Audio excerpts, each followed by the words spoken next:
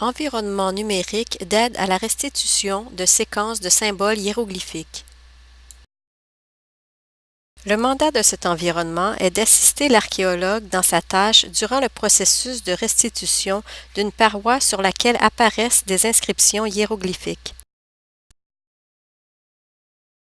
Lorsque la paroi est endommagée, il arrive fréquemment que des séquences de hiéroglyphes soient tronquées. Face à de telles séquences, l'archéologue peut en venir à s'interroger sur la composition du fragment disparu. Dans ce contexte, l'outil numérique que nous avons développé pourra éventuellement fournir à l'archéologue différentes hypothèses de restitution. Il appartiendra à ce dernier de valider ou d'invalider les différentes hypothèses générées par le système. L'environnement numérique est basé sur un ensemble de mots qui ont été répertoriés sous forme de lexique. Dans ce lexique, les mots sont classés selon l'ordre alphabétique utilisé par les égyptologues, c'est-à-dire qu'ils sont regroupés en fonction du premier symbole de la translittération. Ces regroupements sont au nombre de 25 et constituent les différentes sections du lexique. Nous explorons ici la section dont la translittération des mots commence par iode. Comme nous pouvons le constater, tous ces mots commencent par le même symbole, iode, symbolisé par la lettre J. Chaque mot est présenté de la façon suivante. La séquence des symboles hiéroglyphiques, la translittération, la valeur grammaticale et la traduction en français. Il est possible de se déplacer dans cette section de façon itérative d'une page à l'autre. La translittération d'un grand nombre de mots commence par iode. Le fait qu'il y ait moins d'une quinzaine d'entrées dans cette section est dû au fait qu'il s'agit là d'un premier prototype d'environnement numérique. Le lexique pourra bien évidemment être étoffé au fil du temps. Pour soumettre une requête au système, il faut lui transmettre une séquence de symboles hiéroglyphiques. Pour ce faire, il existe deux façons de procéder. La première consiste à transmettre la séquence en utilisant les codes alphanumériques utilisés par les archéologues. Par exemple, nous sélectionnons ici les codes alphanumériques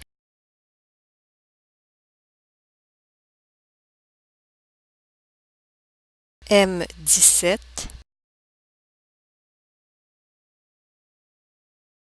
G1, Z7,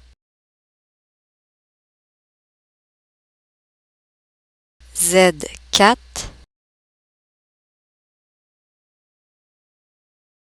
A19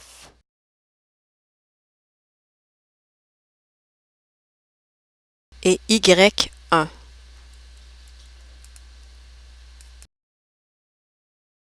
Cette séquence signifie le mot vieillesse.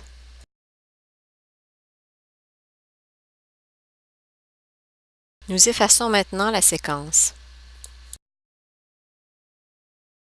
La deuxième méthode consiste à sélectionner les hiéroglyphes à partir de la classification effectuée par les archéologues. Cette classification est basée sur les différents thèmes auxquels peuvent être attachés les symboles, par exemple les figures humaines, les mammifères, les oiseaux, les insectes, etc. Ici, dans la section Végétation, nous choisissons le roseau.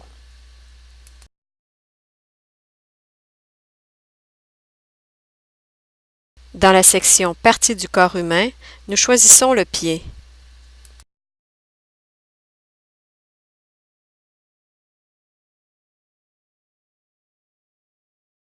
Et dans la section Mammifères, nous choisissons le chevreau. Cette séquence signifie le verbe penser ou supposer. Nous effaçons maintenant la séquence. Dans le cadre du processus de restitution, c'est à partir de séquences incomplètes que travaillera l'archéologue. Dans le cas d'une séquence tronquée à la fin, il pourra par exemple entrer les symboles suivants. Dans la section Agriculture, le burin,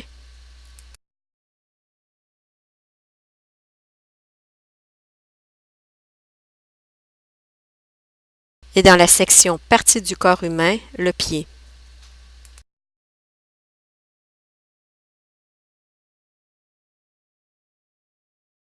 Nous activons maintenant la fonctionnalité « Compléter une séquence tronquée à la fin ». En se référant aux mots répertoriés dans le lexique, le système génère deux hypothèses pour compléter la séquence. La première séquence signifie le verbe arrêter et la seconde signifie le verbe souhaiter.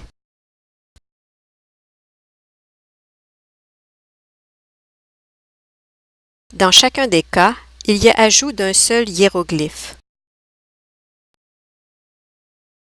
L'archéologue pourra valider ou invalider l'une et l'autre de ces hypothèses en fonction de la signification du texte dans lequel est inséré ce fragment. La même démarche peut être menée pour les séquences tronquées au début. Par exemple, ici, dans la section pain, nous sélectionnons la miche. Et dans la section traits, nous sélectionnons les trois traits verticaux.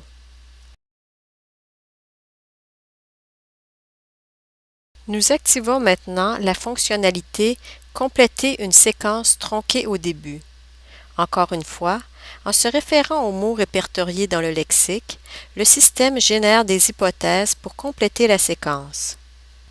La première séquence signifie « naissance ». La deuxième signifie « pays étranger ». On remarque que dans la première hypothèse, 3 hiéroglyphes ont été ajoutés au début de la séquence, alors que dans la deuxième hypothèse, un seul hiéroglyphe a été ajouté. Dans un contexte comme celui-ci, l'archéologue pourra valider ou invalider l'une et l'autre de ces hypothèses, d'une part en fonction de la signification du texte dans lequel est inséré ce fragment. D'autre part, il devra prendre en considération la taille de la zone endommagée sur laquelle figuraient les hiéroglyphes. Il s'agit là d'un premier prototype d'environnement numérique basé sur un lexique exclusivement formé de mots. Dans la mesure où ce lexique sera enrichi d'expressions et de phrases couramment utilisées dans le contexte à l'étude, l'outil deviendra plus performant. L'environnement numérique sera apte à générer des ensembles plus vastes et plus variés de séquences possiblement compatibles avec le contexte, ce qui pourra hypothétiquement stimuler le processus réflexif de l'archéologue.